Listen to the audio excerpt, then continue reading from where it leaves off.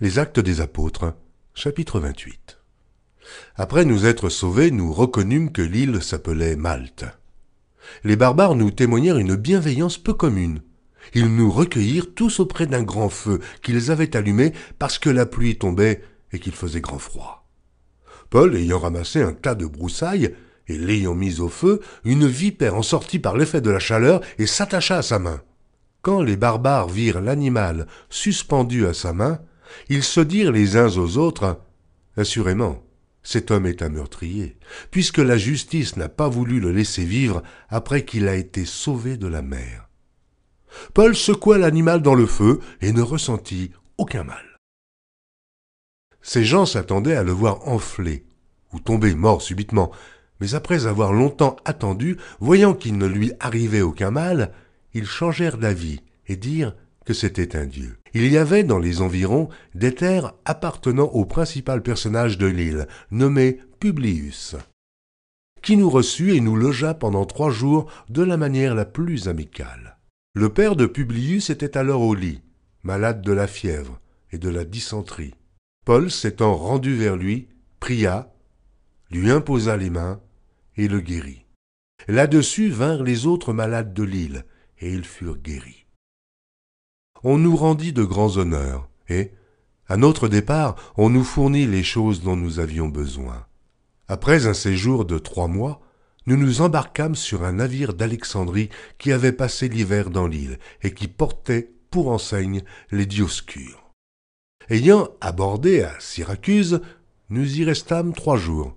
De là, en suivant la côte, nous atteignîmes Reggio, et, le vent du midi s'étant levé le lendemain, nous fîmes en 2 jours le trajet jusqu'à Pouzole, où nous trouvâmes des frères qui nous prièrent de passer 7 jours avec eux, et c'est ainsi que nous allâmes à Rome.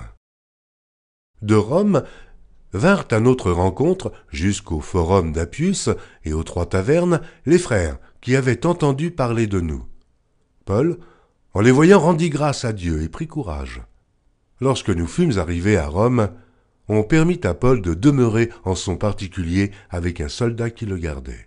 Au bout de 3 jours, Paul convoqua les principaux des Juifs et, quand ils furent réunis, il leur adressa ces paroles. « Hommes frères, sans avoir rien fait contre le peuple ni contre les coutumes de nos pères, j'ai été mis en prison à Jérusalem et livré de là entre les mains des Romains. Après m'avoir interrogé, ils voulaient me relâcher parce qu'il n'y avait en moi rien qui méritât la mort.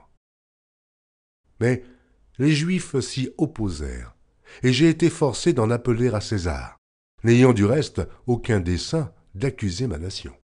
Voilà pourquoi j'ai demandé à vous voir et à vous parler, car c'est à cause de l'espérance d'Israël que je porte cette chaîne. » Ils lui répondirent, « Nous n'avons reçu de Judée aucune lettre à ton sujet, et il n'est venu aucun frère qui ait rapporté ou dit du mal de toi. Mais nous voudrions apprendre de toi ce que tu penses, car nous savons que cette secte rencontre partout de l'opposition. » Ils lui fixèrent un jour. Plusieurs vinrent le trouver dans son logis. Paul leur annonça le royaume de Dieu en rendant témoignage et en cherchant par la loi de Moïse et par les prophètes à les persuader de ce qui concerne Jésus. L'entretien dura depuis le matin jusqu'au soir. Les uns furent persuadés par ce qu'il disait, et les autres ne crurent point. Comme ils se retiraient en désaccord, Paul n'ajouta que ces mots. « C'est avec raison que le Saint-Esprit, parlant à vos pères par le prophète Ésaïe, a dit « Va vers ce peuple et dis, vous entendrez de vos oreilles et vous ne comprendrez point. Vous regarderez de vos yeux et vous ne verrez point. Car le cœur de ce peuple est devenu insensible.